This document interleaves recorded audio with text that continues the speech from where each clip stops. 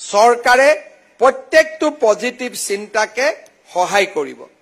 দুগ্ধ উৎপাদনৰ ক্ষেত্ৰতো আমি বহুত ব্যৱস্থা হাতত লৈছো। এতিয়া আমি ইমানলৈকে বৈজ্ঞানিক চিন্তাধাৰা আনিছো যে আমাৰ ভেটেনাৰী ডিপাৰ্টমেণ্টৰ গোপালকসকলে আপোনালোকৰ গৰুত বেজী দিব আৰু সেই বেজীটোৰ ফলত সদায় আমাৰ গাই গৰুৱে জন্ম হ'ব, কেতিয়াও ষাঁড় গৰু জন্ম নহয়, যাক আমি সেক্স শৰ্টেড সিমেন্ট বুলি কওঁ। আমি যদি যিসকলে আজি ইয়াতে গাই কিনিম ভেটেনাৰী ডিপাৰ্টমেণ্টৰ লগত কথা পাতি সেক্স শৰ্টেড সিমেন্ট লগে লগে আপোনালোকে আনি ল'ব। আমাৰ গোপালক গোমিত্ৰসকলে এই আঁচনিটো চলাই আছে, চৰকাৰে পুঁজি দিছে। আমি কিমান গৰু কেতিয়ালৈকে দিব পাৰিছো তোলা সেক্স শৰ্টেড সিমেন্ট?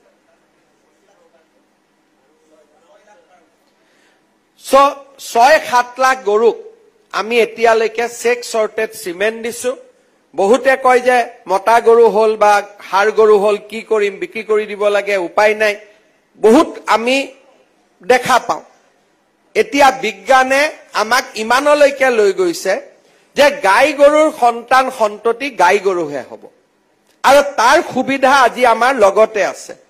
যিসকলে গাই গৰু কিনিব তেওঁলোকে সেক্স শৰ্টেড সিমেন্ট গাই গৰুত যদি ইনজেক্ট কৰাই লয়, তেতিয়ালে এইটো চিন্তা কৰিব নালাগে স্যাৰ গাই গৰু হালুৱা গৰু হৈ গল, ইয়াতো হালুৱা গৰু কাম নাই, গৰু বিক্ৰী কৰিব লাগিব। গতিকে এই চিন্তাবিলাকো লাহে লাহে আমাৰ নোহোৱা হৈছে।